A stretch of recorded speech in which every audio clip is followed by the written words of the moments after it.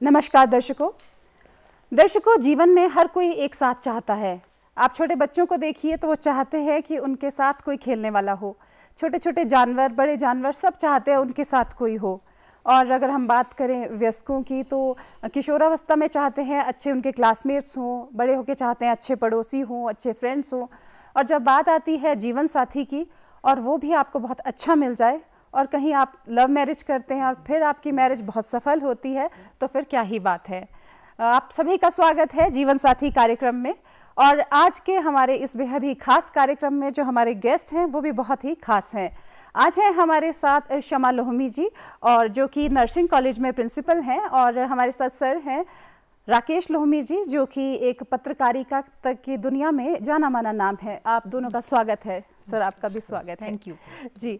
अगर मैं पूछूं आपसे कि इस मुकाम पे आके शादी के काफ़ी वर्षों बाद क्या सोचती हैं आप कि जो आपका डिसीजन था एक मैरिज का और लव मैरिज का, वो सही था? मेरी शादी को लगभग 36 साल हो चुके हैं जी। और पिछले 38 साल से हम एक दूसरे को जानते हैं जी। तो ये जो निर्णय लिया था शादी का, ये हमने अचानक से नहीं लिया। एक दूसरे को 2 साल में हमने जाना, परखा और फिर सोचा कि नहीं, जिंदगी लगता है एक दूसरे के साथ अच्छी बीतेगी, तभी ये निर्णय लिया। लेकिन अब जब मैं 38 साल बाद देखती हूँ तो मुझे लगता है निर्णय बिल्कुल सही था। और ये जो निर्णय है, मेरे माँ बाप भी जब मुझे बोलते हैं तो यही बोलते हैं कि अगर हमने भी तेरे लिए कोई लड़का ढूंढा होता तो ऐसा नहीं ढूंढना था जैसा तुमने अपने लिए ढूंढा है। तो सब तरफ से अप्रिसिएशन मिलती है, क्योंकि एक इतने सज्जन पुरुष का साथ रहा हो जिंदगी भर के लिए, तो और आप क्या चाहते हैं जिंदगी के लिए कि जिंदगी इतनी अच्छी बीत गई। और ये 38 साल जिंदगी के इतने स्मूथली गए कि बहुत सारे उतार चढ़ाव भी आए, लेकिन हमने मिलके ही उन सब का सामना किया। तो मुझे लगता है कि हम ये शादी का निर्णय बिल्कुल सही था। शायद भगवान ने हमें एक दूसरे के लिए ही बनाया था। शायद नहीं मैम, अब तो पक्का ही है कि भगवान ने हमें एक दूसरे के लिए ही बनाया। सर आप क्या कहेंगे कि आपका डिसीजन कैसा था? मुझे तो क्योंकि एस्ट्रोलॉजी मेरी हॉबी है जी, तो मुझे कुछ आइडिया था कि ऐसे ही होगी मैरिज। और दूसरा था कि जैसे हमने कोर्ट मैरिज की, अच्छा, तो मुझे ऐसे कभी मैं सोच नहीं सकता था, इवन एज ए जब कॉलेज में पढ़ते थे कभी, कि मैं कभी ऐसे घोड़े में बैठ के या सेहरा बांध के कभी शादी करने जाऊंगा। तो मुझे बहुत ऑड सा वो लगता था। तो उस लिहाज से तो इसमें कोई ऐसी कोई मुश्किल नहीं आई, क्योंकि जैसे एक होता है ना कि फ्लो में चलती है ना लाइफ, कि ये भी एक होना सा हो गया। मतलब इसमें कोई बहुत ज़्यादा ना एफर्ट करने वाली बात, ना बहुत ज़्यादा कोई सोचने की बात। जी, और अच्छे से आज आप साथ हैं। हाँ, और जब 37 साल जैसे बता रहे निकल गए तो अच्छे निकल गए, तो उसका अच्छा ही डिसीजन था। जी। लव मैरिज, दर्शक भी बैठे होंगे बहुत सारे जिन्होंने की होगी, जो करने जा रहे होंगे, तो कहाँ मैम कुछ तो दिमाग में चलता है ना कि आप अपना जीवन साथी चुन रहे हैं, थोड़ा सा आता है कि कैसे आगे चलेगा, ठीक रहेगा। और जहाँ पे फैमिली इन्वॉल्व पूरी तरह से है वहाँ तो चलो एक बात होती है। और अरेंज मैरिज आप कह सकते हो कि जी देखो आपने शादी करवाई थी, अब आप देखो, है ना। और जहाँ लव मैरिज की बात आ जाती है तो हम साथ वाले बोलते भी अब तुमने किया है, अब तुम भुगतो, है ना। तो कितना डर होता है मन में। आप बिल्कुल सही हैं। आमतौर पे ये मिथ है अभी भी कि अगर माँ बाप आपके लिए लड़का या लड़की ढूंढते हैं तो जिम्मेवारी उनकी होती है, लेकिन जब आप एक दूसरे को चुनते हैं तो आप जिम्मेवारी आपकी होती है। लेकिन अभी अगर देखा जाए, हमारी शादी को तो 36 साल हो चुके हैं और हम एक दूसरे को, जैसे मैंने बताया कि इतने साल 38 साल से जानते भी हैं। अभी जो है, जो जल्दी से नशा चढ़ता है प्यार का, उतनी जल्दी ही उतर रहा है। तो अगर हम बोले लव मैरिज या अरेंज मैरिज, ये अरेंज मैरिज तो इंडिया में या कुछ कंट्रीज इंडिया जैसे जिसमें कॉन्सेप्ट है, लेकिन बाकी कंट्रीज में तो एक दूसरे को ही चुनते हैं पार्टनर, फैमिलीज कहीं भी इन्वॉल्व नहीं होती और मैरिज जो है उतनी ही सक्सेसफुल होती हैं। लेकिन अभी जो है, जैसे लव मैरिज की अगर हम बात करें कि अगर वो अरेंज मैरिज से बेटर है, मैं ये तो नहीं कहूँगी, क्योंकि जहाँ मैरिज सक्सेसफुल होनी है वहाँ तो हो ही जाती है, चाहे वो अरेंज मैरिज हो चाहे लव मैरिज। लेकिन लव मैरिज में आप एक दूसरे के साथ कंफर्टेबल होते हैं, क्योंकि आप एक दूसरे को पहले से ही जानते हैं। लेकिन लव मैरिज भी तभी सक्सेसफुल होती है अगर आप एक दूसरे को अपने गुण और अवगुण दोनों ही आप एक दूसरे को अवगत करवाते हैं। लेकिन आमतौर पे आजकल क्या होता है कि सोशल मीडिया के थ्रू हम अपना बेस्ट एस्पेक्ट जो है वो दिखाते हैं, और काफ़ी लोग तो यही होता है कि सोशल मीडिया के थ्रू ही एक दूसरे को जानने लग जाते हैं और उसी में डिसाइड कर लेते हैं कि हम एक दूसरे के लिए बने हैं और शादी भी कर लेते हैं। तो लेकिन जब वो शादी होती है और एक दूसरे के अवगुण भी सामने आते हैं तो वो उनको टॉलरेट करने मुश्किल हो जाते हैं। ये नहीं मैं कहती गुण और अवगुण तो हर इंसान में होते हैं, लेकिन जब एक दूसरे को जानते हैं तो हम ये बोलते हैं हाँ ये अवगुण मेरे को एक्सेप्ट करना है इसका, और उसके गुणों को हाईलाइट करूंगी, और ऐसे ही एक दूसरे के साथ जीना जो है संभव हो पाएगा। अगर हम एक दूसरे के अवगुण को ही हाईलाइट करते जाएंगे, बुराइयां ही हम हाईलाइट करेंगे, तुम में ये बुराई है, तो नेचुरली जिंदगी जीना जो है मुश्किल हो जाता है। तो यही कारण है कि मेरे को लगता है कि लव मैरिज में भी हमें एक दूसरे को जानने की जरूरत है, और अरेंज मैरिज हो उसमें भी हमें एक दूसरे को जान लेना चाहिए, शादी करने से पहले जान लेना चाहिए, ताकि हम एक दूसरे को टोटली पूरे संपूर्ण रूप से एक दूसरे को स्वीकार कर सकें। जी, बहुत ही अच्छी बात है।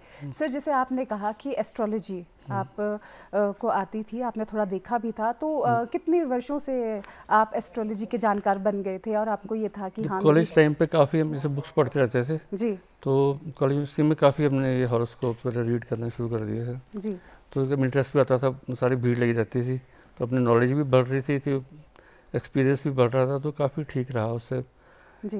एस्ट्रोलॉजी तो अपने स्टडीज़ के साथ साथ चलती रहती थी जी। जब MSc MPhil तो बहुत टाइम मिलता था, तब और भी ज़्यादा उसमें हमने बहुत सारी बुक्स हमारे घर में, कुछ हमारे फादर के टाइम से पढ़ी थी जी। कुछ मैंने और ख़रीदी, तो अच्छा मतलब अच्छी नॉलेज हो गई थी।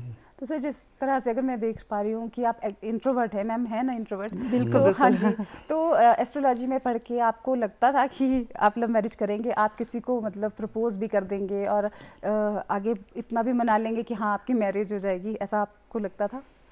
नहीं, ऐसे तो मेरे को अपने नेचर का पता है कि मैं ऐसा नहीं कर सकता बेसिकली, क्योंकि जैसे इंट्रोवर्ट है, पर क्योंकि हॉरोस्कोप तो फिर हॉरोस्कोप ही है, एस्ट्रोलॉजी तो अब इसमें एस्ट्रोलॉजी का भी काफ़ी योगदान रहा होगा जी जी। इन्होंने मुझे पहले ही बता दिया था कि मेरी शादी जो S नाम की लड़की से होगी, और मेरी शादी बिल्कुल सीधी साधारण होगी, अच्छा सादगी पूर्ण होगी, और कोई गाजे बाजे वाली शादी मेरी नहीं होगी। तो इनको पहले एस्ट्रोलॉजी के हिसाब से इन्होंने ये जान लिया था हाँ जी, कि शादी बहुत सिंपल होगी जी। तो और आप भी थोड़े प्रिपेयर्ड थे इसीलिए तो कोई सरप्राइज नहीं रहा। अच्छा, क्योंकि जैसे लाइफ का फ्लो चल रहा है उसमें चलता रहा तो ठीक रहता है। वो भी सही बात है। पर मैम, आपको नहीं लगता कि कुछ ऐसे लोग अभी देख रहे होंगे, बाद में देखेंगे आपको, कि जिनकी शादियां अटेंड की हैं ना बैंड बाजे वाली, भी वो रह गए? हाँ, मुझे ये लगता है कि कई बार तो ऐसा होता है कि हम बहुत ज़्यादा पैसा वेस्ट करते हैं।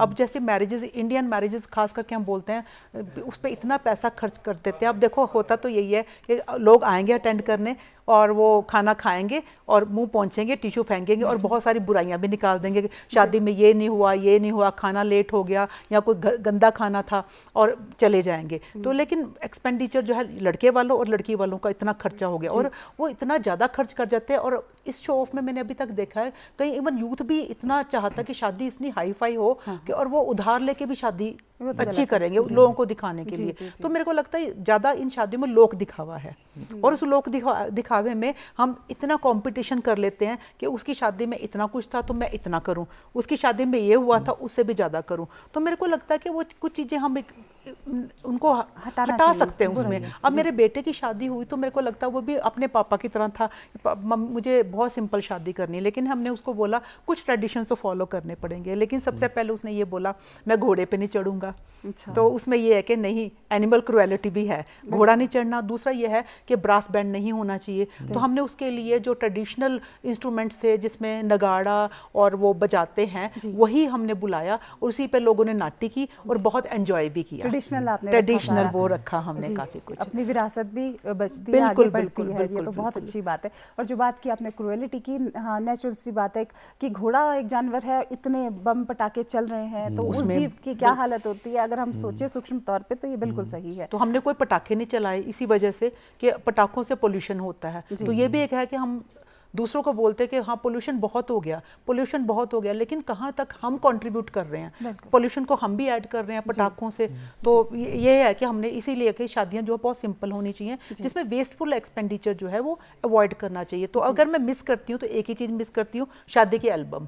बाकी कुछ मैं मिस नहीं करती जी। पर मुझे लगता है कि सर ने आपको आगे इतना घुमाया फिराया होगा और इतना अच्छा आपका साथ रहा होगा कि फिर वो मोमेंट्स भी इतना नहीं, क्योंकि अब कैमरास हैं, सब कुछ है काफी टाइम से, बिल्कुल है ना, वो भी पूरा हो जाता है। वो भी पूरा हो जाता है। हम हर साल ऑलमोस्ट साल में 4 या 5 ट्रिप इकट्ठे जाते हैं। हम कभी अपने किसी भी उसका डिसाइड कर ले कौन सी जगह घूमना है, आज हमने वहाँ जाना है, राजस्थान घूम लेते हैं, चलो अब गुजरात घूम लेते हैं, या साउथ का ट्रिप लगा लेते हैं। लेकिन हिमाचल वो भी हम पूरा एंजॉय करते हैं। गर्मियों में तो हिमाचल में जाना बहुत अच्छा लगता है। तो हम तकरीबन लाहौल स्पीति और ये सारे हमने चंबा वगैरह ये सारा हमने घूम लिया हुआ है। और फिर दोबारा भी इवन उत्तराखंड भी हम बहुत बार जा चुके हैं। ये असली लव मैरिज है ना। और दर्शकों, आप में से बहुत से लोग होंगे, हमारे बहुत से जेंट्स होंगे जो पत्नियों को नहीं ले जाते हैं ना मैम, ले जाना चाहिए ना। जी बिल्कुल बिल्कुल जी। तो मैं पूरी उनकी आप तभी जीवन साथी है ट्रू सेंस में। बिल्कुल। कहाँ जाएंगी वो जो तो चलो जॉब कर रहे हैं, कहीं जा रहे हैं, आ रहे हैं, तो जिनकी वाइफ्स हाउस वाइफ्स हैं तो ज़रूर आप अपनी अर्धांगिनी को भी लेके जाएं। और कुछ लोग ऐसे भी होते हैं ना सर कि आपस में फ्रेंड्स के साथ चले गए, एंजॉय कर लिया। आप क्या कहेंगे ऐसे मर्द जो अकेले तो एंजॉय कर लेते हैं पर बीवियों को कहते हैं कि अभी टाइम नहीं है, तो उनके लिए आप क्या बोलेंगे? वैसे ये तो नीचे पर डिपेंड करता है। कईयों को अपने फ्रेंड्स के साथ ही अच्छा लगता है। हम जैसे फ्रेंड्स के साथ भी जाते हैं, फैमिली के साथ भी जाते हैं, और कई बार फ्रेंड्स की फैमिलीज के साथ भी जाते हैं। वो बहुत अच्छी बात है। तो ठीक है कि पूरी फैमिली हो तो अच्छा रहता है, सब लोग साथ जा रहे हो। फ्रेंड्स के साथ होना कोई बुरा नहीं है, बट जो आपकी लाइफ पार्टनर है उनको इग्नोर करना भी अच्छा नहीं है ना सर? तो मोस्टली फैमिली 2-3 फैमिली फ्रेंड्स जैसे जाते साथ तभी ठीक रहता है। जैसे एक गाड़ी में जा रहे हैं तो 2 गाड़ी में चले जाते हैं। बिल्कुल। और वो आनंद शायद दुगना तिगना हो जाता है। जी। तो सर किस तरह से आप लोगों की मतलब मुलाकात हुई, और क्या पहले ही बार में या 1-2 बार में ही आपको लगा कि हाँ इन्हीं से मुझे मैरिज करनी है? जैसे मैंने बताया कि 1-2 साल बाद, ऑलमोस्ट 2 साल बाद। अच्छा। और मैम आप? हमने एक दूसरे को जानने की कोशिश की और हम फाइनेंशियली भी इंडिपेंडेंट थे दोनों। अच्छा। तो हमें ये लगा कि हम लगता है अगर शादी कर ले तो लाइफ अच्छी बीत जाएगी कि दोनों हम फाइनेंशियली इंडिपेंडेंट हैं और नेचर जैसे हमारी दोनों की बिल्कुल अलग है। तो मेरे को लगता है कुछ डिसिमिलैरिटी जो है वो भी होनी चाहिए, क्योंकि सिमिलैरिटीज हों तो मुझे लगता है जैसे आप देख रहे होंगे, आपने भी कहा कि ये इंट्रोवर्ट हैं, मैं एक्सट्रोवर्ट हूँ, तो वो है कि लाइफ जो पटड़ी है बड़ी अच्छे से चलती है, जो जिंदगी की गाड़ी है ऐसी पटड़ी में बड़ी अच्छी चलती है। और ये चीज़ें मेरे को लगता है हम एक दूसरे से एक्सेप्ट करते हैं और ऐसे ही लाइफ जो है चलती रही और चलती रहेगी आगे आने वाले समय पे।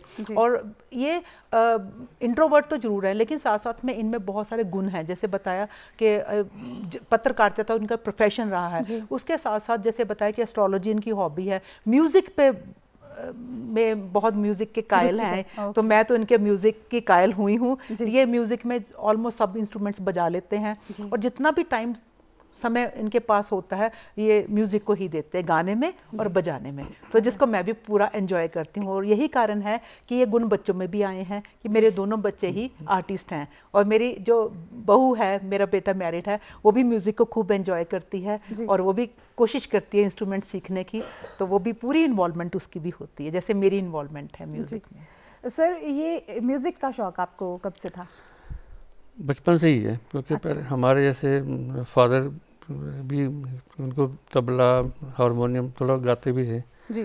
तो घर में हमारे जैसे हमारे उत्तराखंड में जैसे होली एक फेस्टिवल है, वो गाने का फेस्टिवल है। तो क्लासिकल बेस्ड गाने होते हैं, जैसे आप इसमें देखते हो ना शब्द कीर्तन जैसे, उसी टाइप से वो काफ़ी क्लासिकल बेस्ड होता है। तो उससे थोड़ा तभी से शौक हो गया था बचपन से। फिर तबला हारमोनियम वगैरह था तो मैंने पहले एक बोंगो खरीदा और जो उसके बाद फिर गिटार खरीदी। तो हमारे पास अब की गिटार की बड़ी कलेक्शन है, उसमें बास गिटार भी है, लीड गिटार भी है, एकॉस्टिक बहुत सारे गिटार हैं और वो छोटे आपने देखो यूकेलेले और गिटारेले वो भी हैं। अच्छा। और बाकी भी काफ़ी सारे इंस्ट्रूमेंट हैं, जैसे काहुन जो आप देखो वो बॉक्स में बैठ के बजाते हैं जी। बाकी दरबूका जो अरेबियन टाइप का, एक ज़ैम्बे जो वो भी ड्रम है वो अफ्रीकन है जी। बाकी जैसे तुम्बा भी कॉन्गो के साथ वो भी है, वायलिन भी है, यामा कीबोर्ड भी है जी। और एक कालिम्बा जो आपने शायद नहीं देखा, वो उसको थम पियानो भी कहते हैं, छोटा सा होता है जी। उसमें स्ट्रिप सी लगी होती है जिनको आप ऐसे बजाते हैं, तो उससे एक बड़ी रेजोनेटिंग सी वॉइस आती है। तो ये सब आपने सीखा कब? क्योंकि पत्रकारिता की दुनिया अपने आप में ऐसे कि आपका बहुत ज़्यादा वक्त लेती है। जो उसमें ऐसा कि जैसे आप एक इंस्ट्रूमेंट सीख लो ना जी। तो फिर आपको बाकियों की नॉलेज रहती है। अब जैसे आपने हारमोनियम तबला का थोड़ा आइडिया तो सबको रिदम का और जो ताल का पता लग जाता है जी। इससे आपको जो जैसे हमारा जो हिंदुस्तानी म्यूज़िक है, जैसे जिसको हम बॉलीवुड या कहते हैं मेलोडिक है, मेलोडिक का मतलब कि उसमें एक सुरों के एक पर्टिकुलर वे से चलते हैं। जो वेस्टर्न है वो क्रोमेटिक है, मतलब उसमें कम्बिनेशन ऑफ नोट्स पड़ता है। अच्छा। जैसे बोलते हैं कि ए माइनर की जैसे डी माइनर की कीज बोलते हैं ना, तो उसमें वो हमेशा जैसे आप गिटार दबाओगे 4 तार आप दबा रहे हो, तो एक ये 3-4 चीज़ें होती है इस गाने में ना, एक मेलोडी हो गई, एक पीछे हारमोनी बजती है। आप देखो जो गाने बॉलीवुड के सुनोगे तो पीछे वायलिन से बज रहे होते हैं, तो वो उसी कॉर्ड प्रोग्रेशन के साथ ही बजते हैं। तो 3 चीज़ें होंगी, तो एक आपने सीख ली तो आप जो कॉर्ड यहाँ बजा रहे हो तो आप पियानो में भी बजा लोगे। तो बाकी किसी इंस्ट्रूमेंट में अगर जो कॉर्ड बेस्ड होगा तो वो पता लग जाएगा आपको। बाकी मेलोडिक तो मैंने बता दिया। अब जैसे आप किसी में हारमोनियम बजाते हो तो किसी भी इंस्ट्रूमेंट बजा सकते हैं। तो जैसे आपने सुरों को साध लिया, साजों को साध लिया, वैसे आपने जीवन को भी बहुत अच्छे से साध लिया है ना, और मैम ने आपका पूरा साथ दिया। तो क्यों नहीं सर हमारे दर्शकों को आप एक अच्छा सा गाना सुना देते, और गाना भी ऐसा कि जो आपका फेवरेट हो और मैम को भी आप सुनाते रहें। फिर तो क्या बीच में हमें घर में ऐसे करते रहते हैं, क्योंकि कौन सा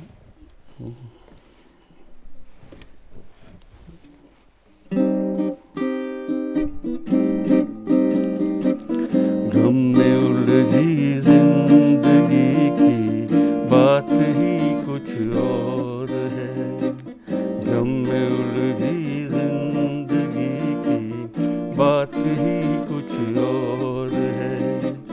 दर्द दिल से आशिकी की, दर्द दिल से आशिकी की बात ही कुछ और है, गम में उलझी जिंदगी की बात ही कुछ और है। यूं तो मैं कश झूमते हैं पी के सागर से, मगर यूं तो मैं कश झूमते हैं पी के सागर से, मगर उस नजर की मैं कशी की बात ही कुछ और है, उस नगर से मैं कशी की बात ही कुछ और है। दर्द दिल से आशिकी की, दर्द दिल से आशिकी की बात ही कुछ और है, गम में उलझी जिंदगी की बात ही कुछ और है। क्या बात है। तो मैम आपको भी म्यूज़िक में इंटरेस्ट हुआ, सर की वजह से हुआ कि आपको भी पहले से था? नहीं, म्यूज़िक सुनना तो मुझे बहुत अच्छा लगता है शुरू से, लेकिन जब मैंने से मिली और मैं देखा ये बहुत अच्छा गिटार बजाते हैं, गाते बहुत अच्छा है, तो बहुत अच्छा लगा। ये एक ऐसा जीवन साथी मिल गया है कि जिसकी बहुत ही कि समय जो है बहुत अच्छा बीतेगा हमारा, क्योंकि हमारी हॉबीज़ बिल्कुल अदरवाइज अलग अलग हैं। जैसे इनकी हॉबी म्यूज़िक है, मेरा म्यूज़िक सुनना है, लेकिन अदरवाइज़ मेरी हॉबीज़ जो है गार्डनिंग, मैं बहुत टाइम बिताती हूँ पौधे लगाने में, फूलों के पौधे घर के आसपास। इसके अलावा निटिंग करना, स्वेटर बुनना मुझे बहुत अच्छा लगता है, स्टिचिंग टेलरिंग मुझे बहुत अच्छी लगती है। तो इसके अलावा म्यूज़िक तो है ही है मेरा, सुनना म्यूज़िक। लेकिन जहाँ तक है गाना बजाना, मेरे को लगता है कि मैं कभी भी सुर में नहीं गा सकी। नहीं, तो आपने जीवन का सुर अच्छा लगा दिया, और क्या चाहिए। लेकिन अदरवाइज मेरे को ये होता है जब भी मैं गाती हूँ, मुझे अच्छा लगता गाना, तो मुझे आता है घर में जब सब लोग बैठे होते हैं तो इनके बड़े ब्रदर जो बहुत अच्छा गाते हैं मुकेश के गाने, और वो बहुत ही सुरीले हैं, तो जब मैं गाती हूँ तो हमेशा ये बोलते हैं शमा अपना ही सुर लगाती है। तो लेकिन फिर भी मैं सुर लगाने से बाज नहीं आती, मैं फिर भी सुर लगाती हूँ। देखिए एक सुर अलग हो तो वो भी अपने आप में वैरायटी हो जाती है ना। फिर ठीक सर, एक चीज़ आई थी जहन में कि शादी आपने की कोर्ट में की है ना, तो उस समय पे घर पे नहीं बताया होगा शायद, तो वो क्या रीज़न था कि क्यों नहीं? क्योंकि आप दोनों पढ़े लिखे हैं, अंडरस्टैंडिंग थी, आई थिंक कि थोड़ा बहुत घर में अगर पता भी होता तो शायद आपको मना नहीं करते। हाँ, पर तब हमने ज़्यादा कोशिश की हुई थी, पर आपको ऐसा लगता था कि शायद कोई रेजिस्टेंस हो, क्योंकि बड़े ब्रदर की भी तब मैरिज नहीं हुई थी। अच्छा अच्छा, बड़े ब्रदर की नहीं हुई थी। और मेरी छोटी सिस्टर की शादी होने वाली थी। तो मेरे घर में भी खूब वो था कि शादी करो, छोटी की शादी हो जाएगी, बड़ी रह जाएगी, तो ये रीजन था कि आपने तो सॉल्व कर दिया। बिल्कुल बिल्कुल बिल्कुल। तो सर आपके बड़े भाई ने हमारे दर्शकों को बताइए कि मतलब कोई बदला लिया फिर इस बात का भी, तूने कैसे कर ली पहले? उसके बाद उनकी भी हो गई 1-1.5 साल बाद। तो और बड़े पॉजिटिव, आपने रोक खोल दी उनके लिए रास्ता खोल दिया, है ना। हो सकता है, हो सकता है, तब तो अच्छा ही हो गया दोनों के लिए। अगर मैं बात करूं म्यूजिक की, अपने आप में बेहतरीन चीज़ है। क्या आपको लगता है मैम आपकी लाइफ में कि ये म्यूजिक कितना सॉर्ट आउट करता है चीज़ों को? मैं अभी आपको गा के सुना देती हूँ। बिल्कुल। तो मैं चाहूंगी ये मेरे को साथ दें, साथ दें, तो क्योंकि मैं अकेली तो नहीं गा सकती। देखिए कितना तो अच्छा इनके गिटार के साथ ही जी। तुम भी चलो, तुम भी चलो हम भी चले, चलती रहे जिंदगी। तुम भी चलो हम भी चले, चलती रहे जिंदगी। ना ज़मीं मंजिल ना आसमां, जिंदगी है जिंदगी। तुम भी चलो हम भी चले, चलती रहे जिंदगी। पीछे देखे ना कभी मुड़ के राहों में, झूमे मेरा दिल तुम्हें लेके बाहों में। धड़कनों की ज़बां नित कहे दास्तां, प्यार की झिलमिल छाँव में चलती रहे जिंदगी। तुम भी चलो ला ला ला ला, चलती रहे ला ला ला ला। वेरी नाइस, वेरी नाइस, बहुत प्यारा। और गाना इतना अच्छा, सिलेक्शन इतनी अच्छी, और आप दोनों ने इतना अच्छा। और सच भी है कि ज़िंदगी चलती रहे, ज़िंदगी जीने का नाम है, और कहीं अटकती भी है तो छोड़िए ना उसे, आगे चलते जाइए, चलते जाइए। देखो उतार चढ़ाव तो हर इंसान की ज़िंदगी में आते हैं, तो उन उतार चढ़ाव के साथ ही ज़िंदगी का मज़ा आता है। जैसे धूप छाँव ज़िंदगी का हिस्सा है, वैसे ही उतार चढ़ाव भी ज़िंदगी का एक हिस्सा है। अदरवाइज आप ज़िंदगी का आनंद नहीं उठा सकते। अगर आपको धूप तभी आनंद लोगे छाँव के बाद जब आएगी। अगर पता ही नहीं है छाँव का तो कैसे क्या एंजॉय आएगा आपको उसका? बारिश के बाद सूरज कितना अच्छा लगता है, ठंड के बाद गर्मी कितनी अच्छी लगती है, और गर्मी के बाद ठंडा भी अच्छा लग जाता है। तो ये एक प्रकृति का नियम है, और यही ज़िंदगी का एक नियम है। जी, आप दोनों से अगर मैं पूछूं कि अंडरस्टैंडिंग है ना, और केयरिंग, दूसरे की शेयरिंग, ये सब कुछ कितना मायने रखता है किसी भी रिश्ते में, और ख़ास करके एक मैरिड लाइफ में? जहाँ तक केयरिंग है, ये तो ज़रूरी है कि एक दूसरे की केयर करनी चाहिए, और ये हम करते भी आए हैं कि एक दूसरे के लिए कंसर्न है। जैसे सपोज करो हम कहीं जाते हैं, हमें जो लगता है कि इन्होंने खाना नहीं खाया तो मैं कंसर्न हूँ, और अगर मैंने नहीं खाया ये, और अगर कुछ दुख तकलीफ है, मुझे लगता है ये उदास है, तो क्या कारण है, तो मैं जानना चाहूँगी कि इनका मन उदास क्यों है, कुछ तकलीफ तो नहीं। सिमिलरली अगर मैं उदास हूँ तो ये भी जानना चाहते हैं कि मैं क्यों उदास हूँ। आज मैं ऑफिस से आई और मैं लेट गई, तो ये हमेशा बोलते हैं कि ये आमतौर पे ऐसा नहीं होता, ये नॉर्मल नहीं है, क्योंकि मैं तकरीबन रात को 9 बजे ही सोती हूँ, तो मैं कॉलेज से आके अपना काम करती हूँ, कुछ ना कुछ यहाँ बात करती हूँ चाय पी के, और बच्चों के साथ या इनके साथ समय बिताना। अगर मैं बिस्तर पे लेटी हूँ तो इनको एहसास हो जाता है कि आज तकलीफ है, कोई ना कोई दुख तकलीफ है। और ये है शेयरिंग की बात है कि हम लगता है कि शादी के बाद सब कुछ हमारा कॉमन हो जाता है। तो मैंने देखा कई लोग ऐसे भी होते हैं जो ये बोलते हैं कि हमारी फाइनेंशियल अंडरस्टैंडिंग नहीं है, मिसअंडरस्टैंडिंग है, कि हमने अपने अपने फाइनेंसेस जो है अलग रखे हुए हैं। तो मेरे को लगता है वहाँ कितनी अंडरस्टैंडिंग है, मुझे डाउटफुली लगता है, क्योंकि जब हम शेयरिंग करते हैं तो मेरे को तो फाइनेंशियल भी हमारा कंबाइंड होता है और जॉइंट है। जो भी खर्चा करना है, मैं नहीं माइंड करती कि मैं लाख खर्च कर रही हूँ या ये लाख खर्च कर रहे हैं, या कहीं मुझे जरूरत पड़े और मैं इनको बोलती हूँ मेरे बैंक में शायद पैसे नहीं है, तो इमीडिएटली ये ट्रांसफ़र कर देते हैं। तो इतना शेयरिंग तो होना चाहिए, दुख तकलीफ भी, और साथ साथ में ज़िंदगी के बाकी जिससे भी हमने चीज़ें भी हमने शेयर करनी है। इतनी शेयरिंग होनी चाहिए, और मैं कहती हूँ कि सभी हमारे दर्शकों को इतना संबल बनाए कि लाखों में ही बात करें आपकी तरह। बहुत अच्छी बात है। एक रीज़न ये भी है ना कि मेरे को खर्चने की आदत ही नहीं है, क्योंकि कभी ज़रूरत ही नहीं पड़ती। अच्छा, क्योंकि जैसे सारी घर का इंतज़ाम, सारी शॉपिंग, सब चाहे कपड़े सारे ही खर्चते तो जी। तो कभी ऐसा, अब बच्चे भी है, बच्चे बड़े हो गए तो वो भी खर्चते रहते हैं जी। तो ऐसा कोई सिस्टम है ही नहीं, मतलब सारा खुला है जी। अभी तक मैं इनके लिए भी कपड़े मैं खरीदती हूँ और अब बच्चों के लिए भी। तो मैं बहुत लोगों से बात करती हूँ तो मैं बोलती हूँ कि मैं जब जाती हूँ तो मेरे बच्चे बड़े हैं, बेटा जैसे मैरिड है और डॉटर भी बड़ी है, तो मेरे को ये लगता है मैं उनके कपड़े लाती हूँ और वो पहनते हैं। तो आमतौर पर मैं लोगों से बात करती हूँ तो मैं बोलती हूँ मैं अपने पति के लिए और बच्चों के लिए कपड़े खरीदती हूँ, तो वो ये लगता है आपके खरीदे हुए कपड़े आपके पति और आपके बच्चे पहनते हैं, तो मेरे को बहुत खुशी होती है कि वो पहनते हैं मेरे खरीदे हुए कपड़े। देखिए जी, ये क्वेश्चन का आंसर अभी मिल रहा है, हमारे सारे दर्शक गवाह इतने अच्छे से सूटेड बूटेड हैं सर, और आपकी चॉइस बहुत अच्छी है, तो बहुत अच्छी बात है। मैम जल्दी से, क्योंकि टाइम हो रहा है, आप बताइए कि ऐसी कौन सी कोई बात है जो सर के बारे में आपको नहीं अच्छी लगती इतनी, और एक बात जो बहुत अच्छी लगती है आपने अभी तक नहीं बताई है। मुझे जो बहुत अच्छी बात लगती है वो ये है कि खाने में और पहनने में कोई नखरे नहीं है इनके। आप कुछ भी खिला दो, कोई चॉइस नहीं है इनकी, आप जो भी बना दो खिला देंगे, और इवन अगर खाने में नमक नहीं भी है तो कोई शिकायत नहीं होगी जी।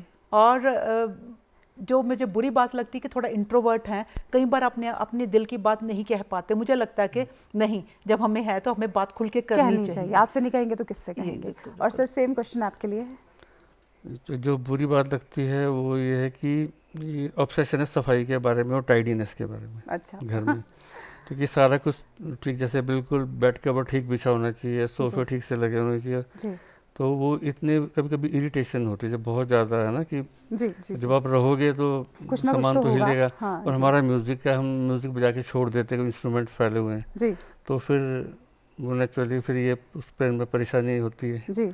तो वो एक इरिटेशन का ये थोड़ा सा इनके साथ कॉम्प्रोमाइज़ कीजिए आज के प्रोग्राम में हमें को सफलता मिलेगी। और अच्छी बात ये है कि ये हेल्पिंग बहुत है और केयरिंग बहुत है, तो चाहे अपने घर के सारे मतलब सब मेंबर्स का ख्याल रखना, और इवन मोहल्ले में भी जब भी कहीं भी कुछ जरूरत पड़े तो सबसे आगे जी।